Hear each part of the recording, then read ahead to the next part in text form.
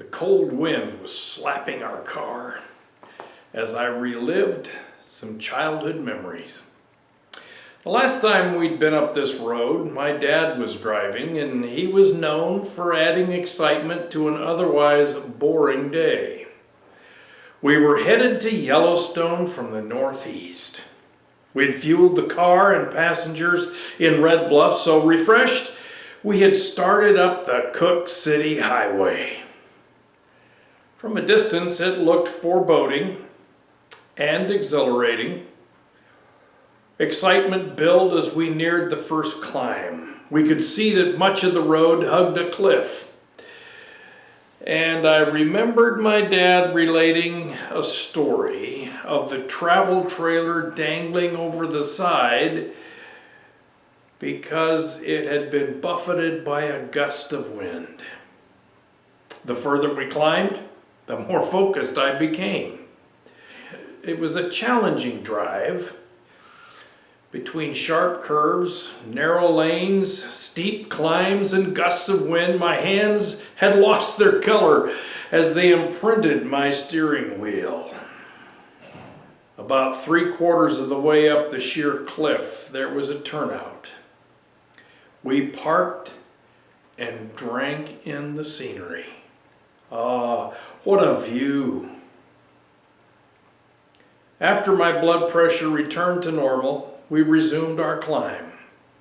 A short while later, we broke out onto one of the most beautiful tundras I have ever seen. Snow remained in some places.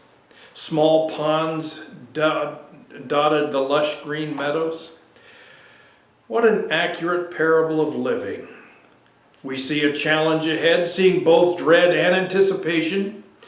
Then, as we engage our challenge, tension builds. Vision becomes transfixed on the immediate task, and at some point, we're allowed to stop and relish what we have done. Then, resuming, we reach the top and see something we never expected to experience. It's sad when people miss the opportunity to stop and appreciate their surroundings. Life simply becomes one challenge after another, constantly dogged by duty or disappointment, never taking time to get away and relish life. Collapsing after a demanding work week, only to drag themselves back for another one. It's no wonder that depression runs rampant in our culture. Even Jesus understood the demand for rest. John the Baptist had just been executed. Jesus attempted to get away, but crowds found him, and he had compassion on them. So he ministered to them all day before he took time for himself.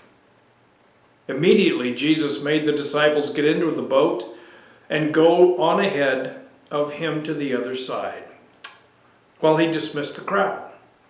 After he had dismissed them, he went up on a mountainside by himself to pray.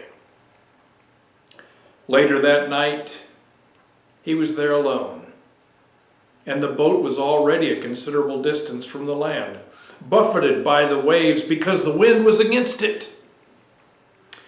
Shortly before dawn, Jesus went out to them, walking on the lake. It's found in Matthew chapter 14, verses 22 through 25. Even during times of intense demand, Jesus carved out Sabbath. We must remember that Sabbath was made for man, not man for Sabbath. That's Mark chapter 2, verse 26. So take time to enjoy who you are and what you have been given while you can. Have a wonderful day. Bye-bye.